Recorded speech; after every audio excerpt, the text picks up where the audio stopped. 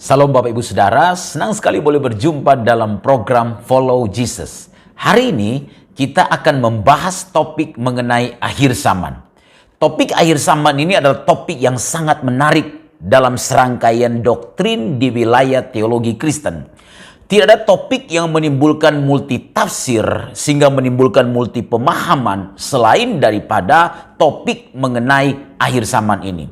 Ada beragam topik dalam wilayah akhir zaman. Hari ini secara khusus kita akan membahas tentang kedatangan Tuhan. Apakah kedatangan Tuhan kedua kali dapat diprediksi? Apakah kedatangan Tuhan kedua kali dapat diramalkan mengenai waktu dan saatnya? Bapak Ibu Saudara dikasihi oleh Tuhan, pemahaman yang alkitabiah mengenai akhir zaman itu akan memberikan dampak yang positif di dalam kehidupan iman Kristen kita. Akhir zaman itu bukan sekedar topik yang menggugah rasa ingin tahu, ataupun bukan sekedar latihan akademis. Namun topik mengenai akhir zaman ini merupakan hal yang sangat urgent dan mendesak dalam sistem kepercayaan Kristen. Mengapa? Karena seperti yang saya katakan tadi, ada beragam pemahaman mengenai topik akhir zaman ini. Apalagi kalau kita sampai berbicara mengenai waktu kedatangan Tuhan kedua kali. Nah, persoalan yang seringkali mengemuka dalam wilayah-wilayah diskusi, dalam wilayah eskatologi atau akhir zaman adalah pertanyaan begini Bapak Ibu Saudara. Kapan Tuhan datang kembali? Kalau berbicara tentang kapan Tuhan datang kembali, ini adalah persoalan kita saat ini. Karena orang Kristen seringkali terjebak kepada penghitungan mengenai waktu atau saat kedatangan Tuhan kedua kali. Atau meramal mengenai waktu dan saat kedatangan Tuhan kedua kali. Apakah waktu kedatangan Tuhan dapat dihitung? Apakah waktu kedatangan Tuhan kedua kali ini dapat dipastikan mengenai waktu dan saatnya? Apakah kedatangan Tuhan kedua kali ini kita bisa memastikannya dengan juga misalnya kita merasa bahwa Tuhan memberikan kepada kita sebuah pewahyuan, atau mungkin Tuhan berbicara kepada kita secara khusus sebagai anak-anaknya atau sebagai hamba-hambanya. Apakah memang waktu kedatangan Tuhan mengenai saatnya, mengenai tanggal dan bulan lalu tahun dapat kita prediksikan? Jawabannya Bapak Ibu Saudara tentunya tidak. Kalau begitu, mengenai kapan Tuhan datang kembali, kita harus melihat pada apa yang Alkitab katakan. Sebelum kita sampai pada jawaban mengenai apa yang Alkitab katakan mengenai kedatangan Kristus kembali atau kedatangan Kristus kedua kali, saya ingin berikan kepada kita contoh bagaimana dalam sepanjang sejarah gereja orang-orang Kristen telah terjebak pada posisi untuk meramalkan waktu kedatangan Tuhan yang kedua kali tersebut. Bapak Ibu Saudara, misalnya pada tahun 1260 ada seorang yang bernama Joachim dari Fiore. Dia telah membagi waktu dalam 3 zaman. Ada zaman Bapa, ada zaman Anak, dan ada zaman Roh Kudus. Bapak Ibu mungkin pernah mendengarkan tentang pengajaran ini. Dan dia menyatakan bahwa pada tahun 1260 tersebut dunia akan kiamat. Kenyataannya tidak terjadi Bapak Ibu Saudara. Ada juga seorang yang bernama John dari Leiden yang bernubuat bahwa tahun 1534 itu seluruh dunia akan dihancurkan kecuali kota Münster yang berada di Jerman, yang menurutnya itu nanti akan menjadi Yerusalem baru. Akan tetapi kenyataannya sebaliknya Bapak Ibu Saudara. Kota Münster itu dihancurkan dan kemudian dunia masih tinggal ada sampai pada saat ini. Ada juga seorang pendeta Inggris namanya William Miller. Dia mendalami Alkitab dengan begitu tekun dan dia juga mengalami sebuah pengalaman spiritual. Lalu dia menyatakan bahwa pada tahun 1815 itu akan terjadi kiamat. Kenyataan juga tidak. Bapak Ibu Saudara mungkin ingat ada seorang pendiri saksi Yehova bernama Charles Taze Russell. Dia mengklaim bahwa kiamat itu akan datang pada tahun 1874. Namun kemudian setelah dia menganalisa kembali piramidologi dan mempelajari kalender Ibrani, ia mengkoreksi ramalannya tersebut bahwa kiamat yang sebenarnya nanti akan terjadi pada tahun 1914 dan menurutnya itu terjadi dalam Perang Dunia Pertama. Kenyataannya Bapak Ibu Saudara tidak demikian. Lalu kalau kita lihat juga pada tanggal 18 November misalnya tahun 1978, ada seorang yang bernama Jim Jones. Dia adalah pemimpin dari sebuah sekte People's Temple yang mengaku bahwa dirinya adalah Mesias, dirinya adalah Tuhan. Lalu bersama 900 orang pengikutnya, dia menjemput kiamat dengan meminum sari buah yang dituang dalam sebuah tong dan sudah diberi racun sianida dan obat bius. Dan kita tahu akhirnya kehidupan mereka berakhir tragis. Ada seorang pendiri Children of God namanya David Brandberg. Dia mengklaim bahwa kiamat itu akan terjadi di antara tahun 1992 sampai 1994 dalam bentuk perang nuklir yang nanti akan terjadi di Eropa dan Amerika. Kenyataan juga tidak terjadi. Ada seorang pemimpin sebuah sekte Davidian branch namanya David Koresh. Kalau Bapak Ibu mengikuti berita mungkin mengetahui hal ini. Dia mengklaim bahwa dia mendapatkan pewahyuan sebagai yang terpilih untuk menyelamatkan dunia. Ia menyatakan dirinya adalah Mesias yang akan datang. Dalam khotbah-khotbahnya, dia mengungkapkan bahwa kiamat itu akan terjadi pada tahun 1993. Kemudian Bapak Ibu pada sekitar bulan April di tahun 1993 tersebut, ia mengumpulkan para pengikutnya dengan mereka membawa senjata, amunisi, gas beracun, plus masker gas. Lalu mereka menantikan datangnya kiamat. Bapak Ibu, 80 orang pengikut David Koresh tersebut akhirnya bunuh diri. Dan salah seorang dari pengikut yang bunuh diri tersebut, sebelum dia bunuh diri, dia menembak mati terlebih dahulu David Koresh. Yang menariknya adalah begini Bapak Ibu Saudara, bahwa para pengikut David Koresh percaya bahwa Koresh itu nanti akan datang kembali layaknya Kristus yang akan terjadi pada kali yang kedua. Ini sesuatu yang sangat membingungkan. Nah, belakangan para pengikutnya merevisi bahwa oh tidak, kiamat itu akan terjadi 6 Agustus 2000 dan akhirnya direvisi pada bulan Maret 2012. Kenyataannya kiamat juga tidak terjadi. Ada seorang pendeta dari Uganda, Afrika, namanya Joseph Kipweter. Dia pendiri dari sebuah gerakan namanya The Movement for the Restoration of the Ten Commandments. Dia mengklaim bahwa dia telah mendapat sebuah penglihatan dan dia mendengar percakapan antara Tuhan Yesus dan perawan Maria bahwa kiamat itu akan terjadi tanggal 31 Desember 1999 yang kemudian dia ralat menjadi 31 Desember tahun 2000. Nah, untuk menanti datangnya kiamat Bapak Ibu Saudara, maka jemaatnya diminta untuk menjual seluruh harta kekayaan mereka. Karena Tuhan sudah mau datang. Dan pada tanggal kiamat yang telah ditentukan tersebut, yaitu Tuhan akan datang kembali, dia mengumpulkan seluruh jemaatnya, berkumpul dalam sebuah bangunan gereja, lalu kemudian pintu dan jendela gereja ditutup. Dan yang terjadi adalah dia membakar gereja tersebut. Akibatnya api membakar hangus gereja tersebut. Dan setelah api padam, pihak keamanan kemudian menemukan ada 330 tengkorak manusia dalam keadaan gosong di antara puing-puing gereja yang telah terbakar tersebut. Bapak Ibu Saudara, tidak ketinggalan di Indonesia.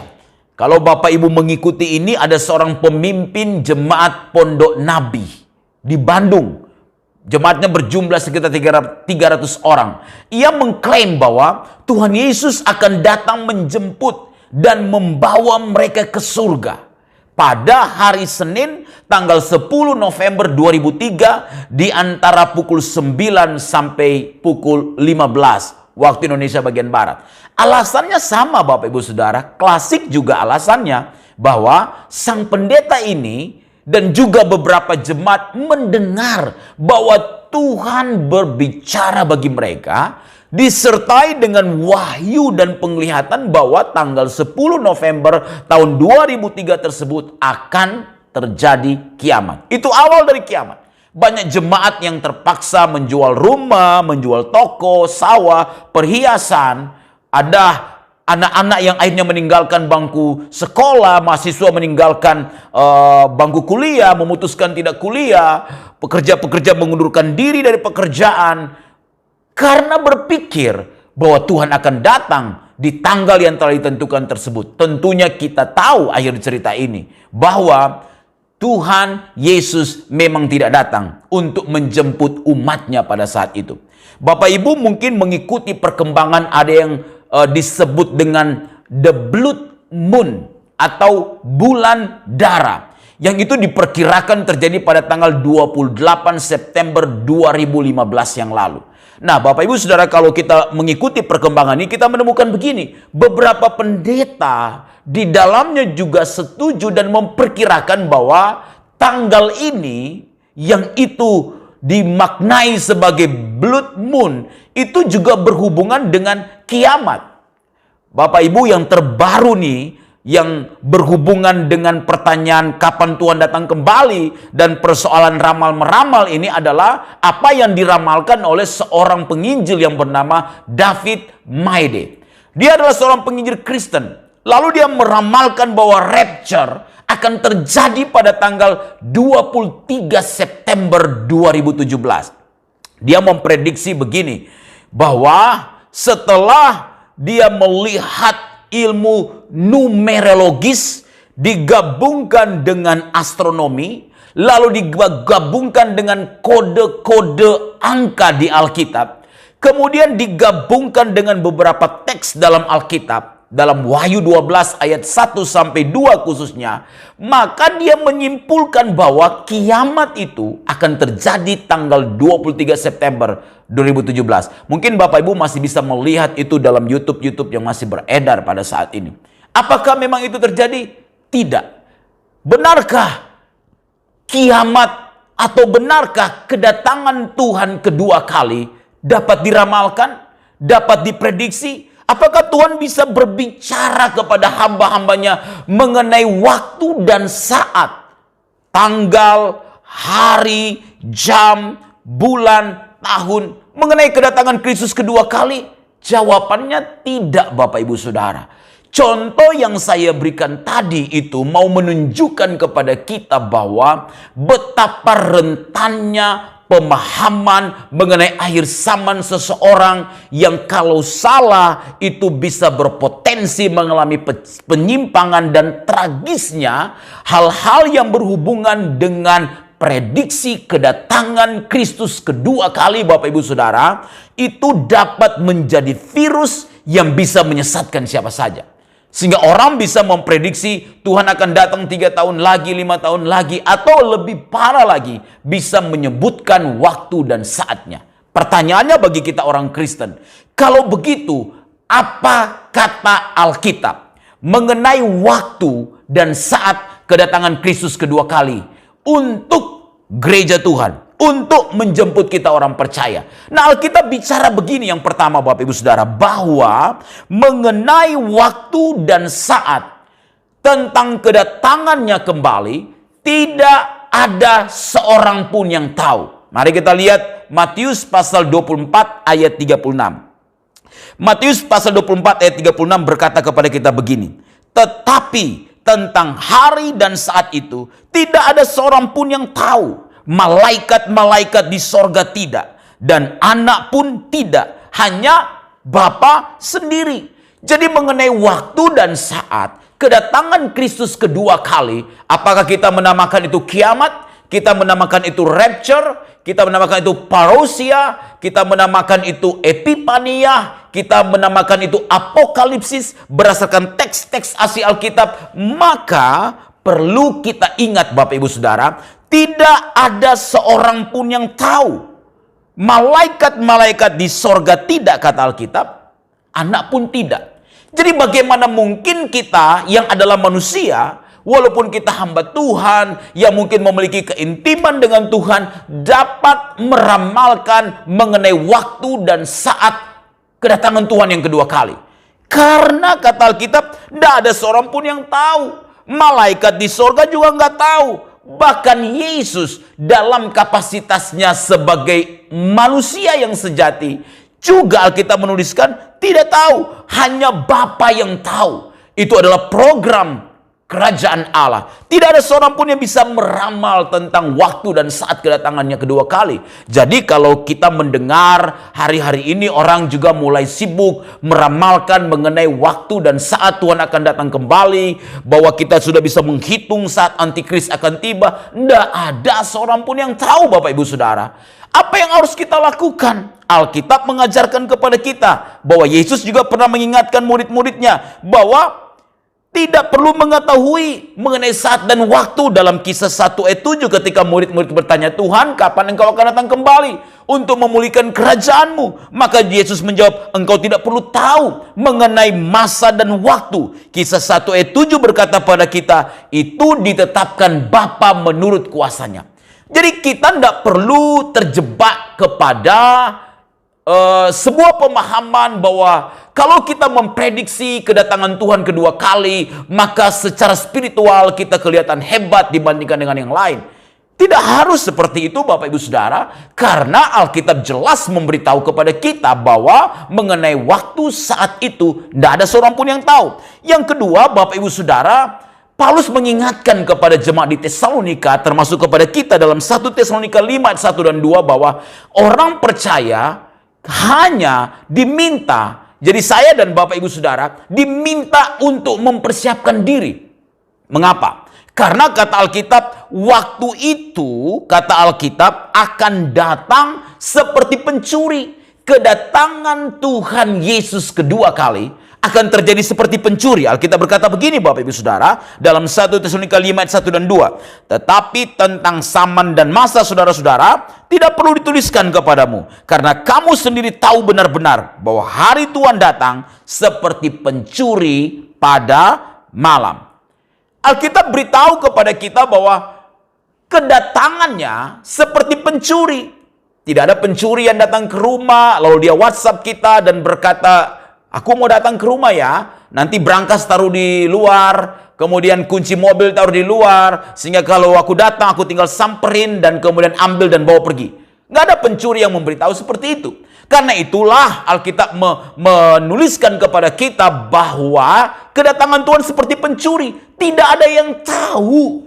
Kita tidak perlu terjebak dalam ikut-ikutan untuk meramal mengenai kedatangan Tuhan kedua kali dan mempercayai tentang ramalan-ramalan mengenai kedatangan Tuhan yang kedua kali. Lalu yang ketiga, apa yang Alkitab katakan? Nah, yang Alkitab katakan kepada kita bahwa mengenai kedatangan Tuhan kedua kali, perhatikan tanda-tanda zaman. Tuhan tidak bicara waktu dan saat mengenai kedatangannya, tapi Tuhan memberikan kepada kita sebuah pemahaman, perhatikan tanda-tanda zaman. Bapak Ibu bisa lihat di dalam Lukas 21 ayat 29 sampai ayat 31. Alkitab berkata begini, lalu Yesus mengatakan perumpamaan ini kepada mereka, perhatikanlah pohon ara dan pohon apa saja. Apabila kamu melihat pohon-pohon itu sudah bertunas, kamu tahu dengan sendirinya bahwa musim panas sudah dekat. Demikian juga, jika kamu melihat hal-hal itu terjadi, ketahuilah bahwa kerajaan Allah sudah dekat. Jadi Alkitab mengajarkan gereja, orang percaya, dalam dia menanti kedatangan Tuhan, bertekun dalam penantian mengenai kedatangan Yesus kedua kali, karena ini doktrin yang penting dalam kekristenan kita, maka perhatikan tanda-tanda zaman. Alkitab berkata begini dalam Matius 16 ayat 2-3. Yesus berkata kepada murid-muridnya, pada petang hari, karena langit merah, kamu berkata hari akan cerah. Dan pada pagi hari, karena langit merah dan redup, kamu berkata hari buruk. Rupa langit kamu tahu membedakannya, tetapi tanda-tanda zaman tidak. Bapak Ibu, kita harus memperhatikan tanda zaman. Tapi kita tidak diminta untuk menghitung waktu kedatangan Tuhan kedua kali mengenai saatnya. Menunjuk kepada tanggal, hari, bulan, tahun, jam. Kita tidak diminta melakukan hal itu. Kita diminta untuk memperhatikan tanda-tanda zaman. Ketika Yesus duduk di atas bukit Zaitun, lalu murid-murid datang kepadanya dan bercakap-cakap sendirian dengan dia. Mereka bertanya kepada Yesus, "Katakanlah kepada kami, bila manakah itu akan terjadi? Dan apakah tanda kedatanganmu dan tanda kesudahan dunia?" Matius 24 ayat 3 menuliskan kepada kita hal tersebut. Murid-murid bertanya, apakah tanda kedatanganmu dan tanda kesudahan dunia? Orang percaya diminta tekun untuk menanti kedatangan Tuhan. Tapi kita tidak diminta untuk meramal mengenai waktu dan saat kedatangan Tuhan. Mari kita bertekun, mari kita berjaga-jaga, mari kita siap. Tuhan datang hari ini, kita siap. Tuhan datang besok, kita siap. Tuhan datang minggu depan, kita siap. Kapanpun Tuhan datang, kita siap. Kita hidup di dunia ini sementara. Dunia ini bukan rumah kita, Bapak Ibu Saudara. Kita harus menantikan kedatangan Tuhan melebihi kerinduan kita akan apapun. Karena menantikan kedatangan Tuhan akan berhubungan dengan kekekalan. Waktu kita mengerti hal ini, maka kita akan menjadi orang-orang yang sehat dalam memahami waktu kedatangan Tuhan kedua kali yang kita tidak bisa tahu. Tapi kita diminta untuk mempersiapkan diri. Kedatangan Tuhan dapat kita lihat dalam tanda-tandanya. Tapi kedatangan Tuhan tidak bisa kita pastikan dalam waktu dan saatnya. Kita hanya diminta Tuhan berjaga-jaga. Nantikanlah kedatangan Tuhan. Dengan cara apa? Hidup bertanggung jawab. Hidup dalam perkenanan kepada Tuhan. Hidup dalam apa yang Tuhan mau. Mengikuti kehendak Bapa dalam hidup kita. Kita mencintai Tuhan. Karena itulah kita menantikan kedatangan Dia. Kita menantikan waktu kekekalan dan itu kerinduan kita dalam cara pandang yang benar sebagai orang percaya. Karena itu Bapak Ibu Saudara, mari kita terus bertekun sampai pada akhirnya. Mari kita terus hidup dalam perkenanan Tuhan. Tetaplah nantikan kedatangan Tuhan. Tetapi jangan pernah terjebak untuk meramalkan mengenai waktu dan saat kedatangan Tuhan. Tuhan Yesus memberkati kita.